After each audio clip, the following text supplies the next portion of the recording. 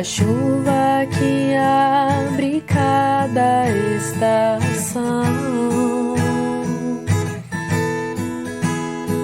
a rosa que exala o perfume, a água saciando a sede, o passo que damos pela intuição.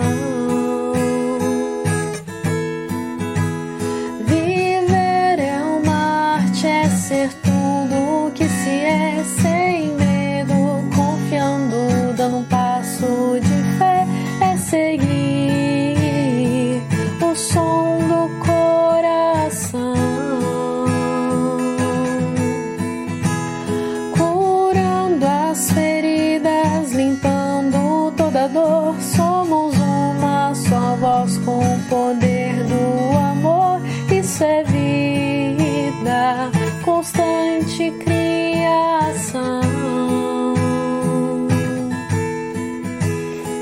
As aves levadas ao vento, um rio que se segue sozinho, a chuva que abre cada estação.